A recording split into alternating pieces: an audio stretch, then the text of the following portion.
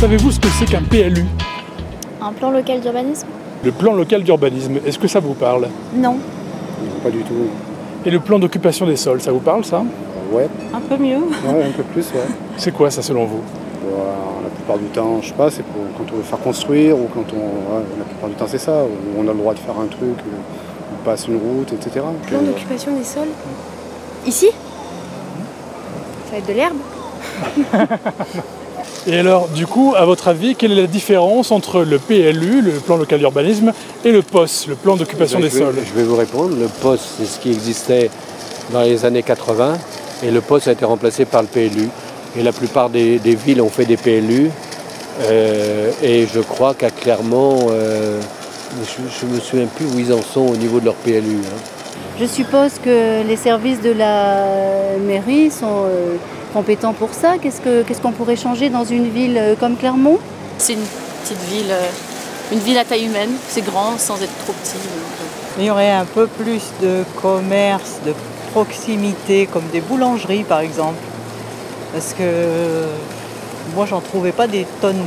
Arriver à toucher la population, je sais pas, au niveau de quasiment d'un immeuble, faire des sortes d'états généraux pour essayer de faire remonter les sentiments des gens, les avis des gens sur un petit peu tous les points de l'organisation. Alors ce qui serait bien maintenant, ce serait le TGV. Parce que Clermont est encore enclavé. Et c'est dommage parce que c'est une ville qui gagne beaucoup, je pense, en dynamisme. Le tram y apportait un nouveau souffle et le TGV y apportera un autre souffle à 200 km/h. Voilà.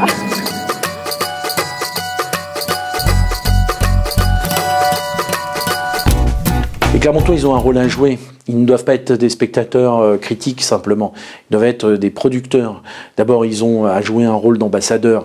Ils ont à dire du bien de leur territoire. Ils ont à être fiers de ce que nous sommes, de nos richesses, de nos forces. Et donc, quand ils discutent avec les gens de Rhône-Alpes, ils ne doivent pas s'auto-censurer, s'auto-flageller. Ils doivent au contraire dire tout le bien et toutes les belles actions, les belles structures que nous avons sur notre territoire, qu'elles soient sportives, culturelles, économiques. Et nous en avons. Nous en avons. Ça, c'est leur premier rôle, je dirais, promotion et ambassadeur de la ville. Ensuite, ils ont à participer au débat public sur le plus. Ils ont à donner leur opinion. Ils ont à dire quelle ville ils veulent. Il faut qu'ils viennent, qu'ils se renseignent, qu'ils soient des acteurs de la co-construction de la ville. Ils doivent être mobilisés. J'ai envie de dire qu'ils soient demain des militants de leur ville. Clermont a été longtemps une ville triste, noire, un peu oubliée. Nous sommes sortis de cette période. Donc nous ne sommes plus critiqués. Mais nous n'avons pas encore forgé notre nouvelle identité. Nous sommes dans cet entre-deux. Or, le plus va être un des outils, pas le seul. Le plan local de l'urbanisme va être un des outils qui va nous permettre de définir notre identité. Moi, l'identité que je propose aujourd'hui aux Clermontois, c'est de nous doter d'une ville capitale du bien-être, métropole d'équilibre du centre de la France à l'ouest de Lyon, dans cette future région, dans lequel, au fond, on trouve à la fois tous les services d'une grande ville, sans en avoir les inconvénients, parce que nous aurons su préserver notre environnement, notre qualité de vie et notre lien social.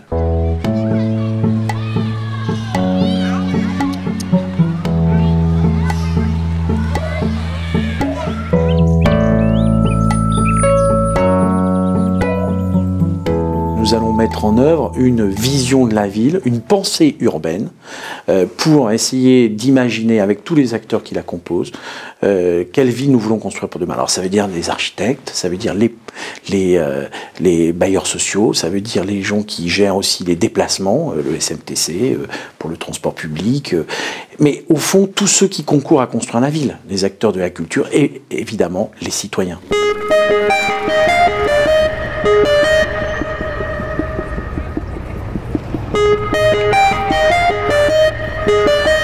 Dans le cadre des PLU, on dit en général que le PADD est la pièce maîtresse du système. Alors PADD, c'est plan d'aménagement et de développement durable. Voilà, c'est le projet. C'est pas la ville qui est durable, c'est les modes de vie qui s'y développent.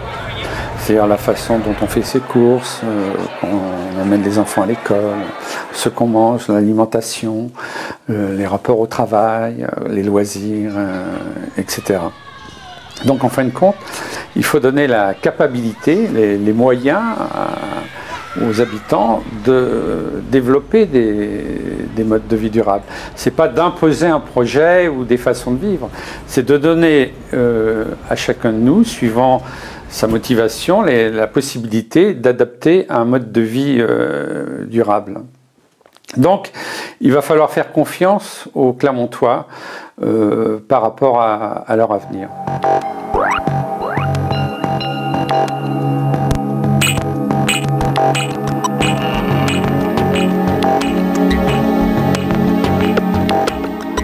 C'est aussi une coproduction avec les acteurs locaux, les entreprises, les universités, le monde du travail, le monde associatif, les services municipaux. Donc c'est une coproduction.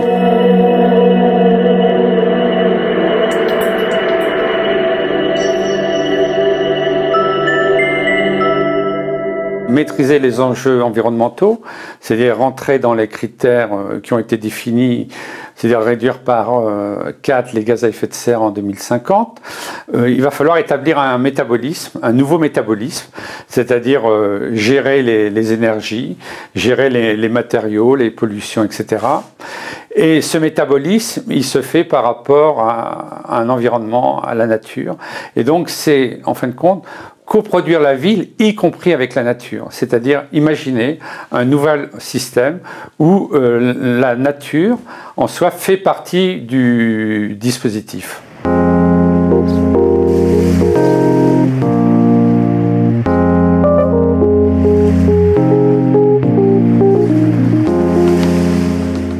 On a effectivement à Clermont-Ferrand de nombreux projets et des projets déjà réalisés dans le domaine du bois énergie, les réseaux de chaleur qui alimentent certains quartiers, la Croix-de-Néra, la Gautière, avec 4000 équivalents logements qui sont alimentés par ces réseaux de chaleur d'énergie renouvelable à partir de bois énergie, sont des belles innovations, des belles démonstrations de ce qu'on peut faire sur un territoire comme celui de Clermont-Ferrand.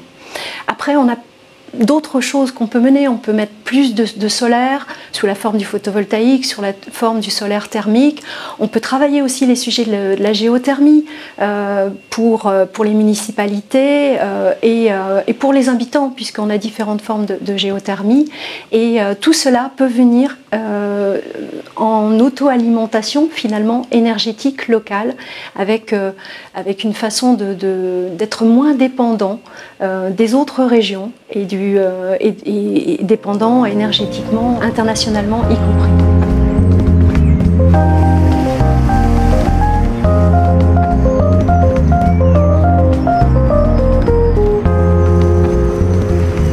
L'urgence, c'est sans doute le travail sur la mobilité et le transport. La mobilité des personnes, apporter plus de possibilités de déplacement dits doux, inciter les gens à se déplacer plus à pied, plus en vélo sur le cœur de ville, pour une raison simple aussi, celle de l'impact sur la santé publique. On a besoin d'une ville où on peut respirer le plus sainement possible.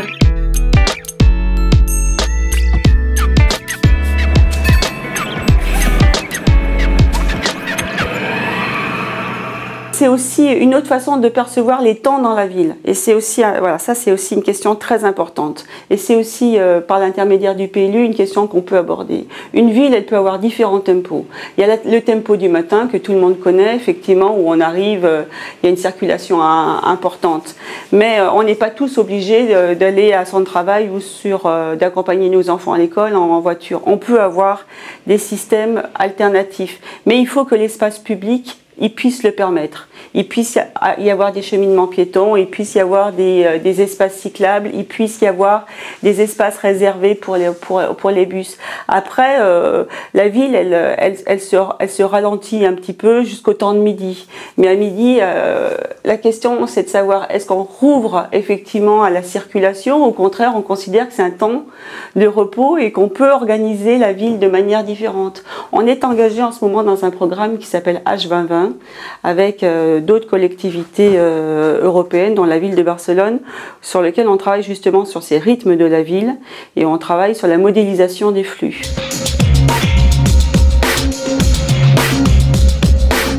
C'est à partir de ce travail-là qu'on pourra imaginer aussi la ville de demain et peut-être expérimenter une autre façon de fonctionner. Il peut y avoir des temps dans la ville qui nous permettent aussi d'imaginer des villes avec des rythmes différents. On pourrait très bien imaginer un centre urbain qui pourrait être totalement dévolu aux espaces piétons, à la seule condition, c'est car sur la première couronne, en face des petits parcs relais pour permettre effectivement aux voitures de se garer à proximité et puis aux gens de venir après déjeuner tranquillement en centre-ville.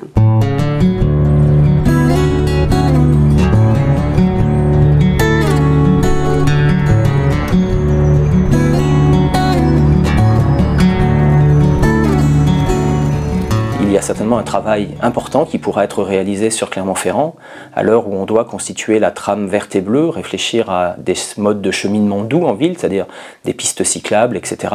On peut aussi travailler sur l'introduction du végétal, favoriser la présence de la végétation et donc la présence de la nature dans la ville.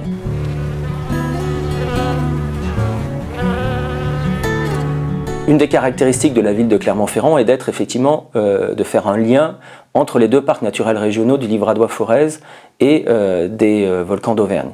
Donc ça confère au territoire de Clermont un enjeu particulier puisque sur les deux parcs, il y a un patrimoine exceptionnel qui est préservé par ces parcs.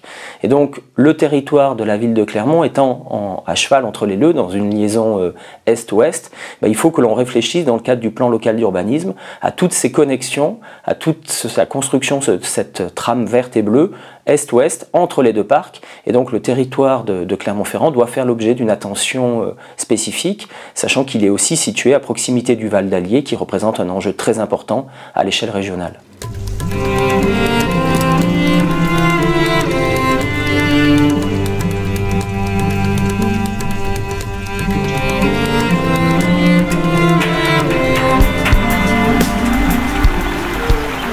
Mais aussi, on peut penser par exemple à tous les espaces naturels de proximité qui sont importants sur le territoire de Clermont-Ferrand.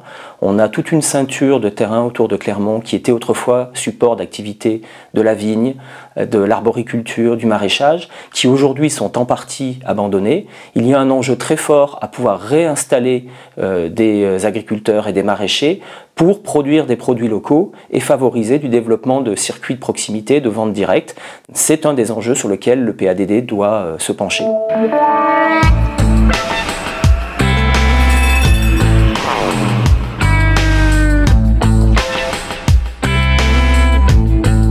C'est ça l'aménagement finalement du territoire, c'est de se poser des questions en prenant de l'altitude, en ne restant pas sur son petit carré, tiens, si je mets 3 bancs en place de jaude et 2 arbres, ça va se passer mieux. Mais c'est une autre échelle qu'il faut réfléchir, qu'il faut penser. Finalement, on a oublié que la ville, qui avait un écrin végétal formidable, finalement, avait peut-être aussi besoin de rythme ou de trame végétale également, sans pour autant mettre de la verdure partout, hein. C'est pas non plus ce qu'il faut faire, hein, mais réfléchir à l'endroit où on le met. Et comme ça, il y a une véritable continuité entre la ville, la vraie ville minérale au départ, et son environnement plus végétal, on va dire.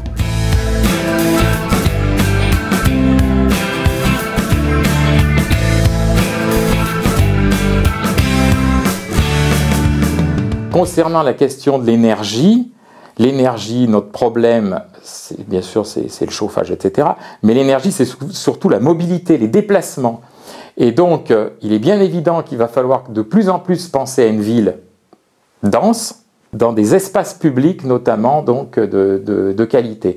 Parce qu'on ne peut pas s'amuser à faire de la densité, faire que du béton et que du bitume par terre. On ne peut pas vivre non plus là-dedans.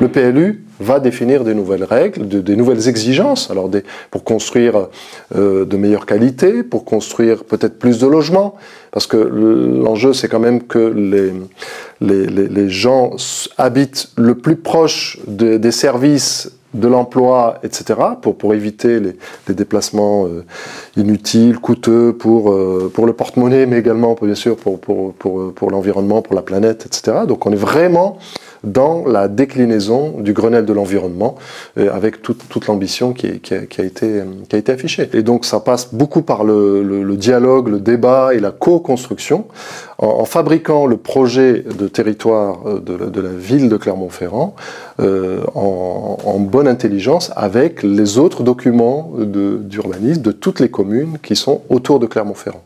Avec une échelle particulière qu'il convient de souligner, parce que les textes de loi qui sont en train d'émerger nous y encouragent, pour ne pas dire nous y incitent avec une certaine insistance, c'est l'échelle communautaire. C'est-à-dire que dans les prochaines années, le sens de l'histoire va vers ce qu'on appelle un PLUI, au sens, donc c'est plan local d'urbanisme intercommunal.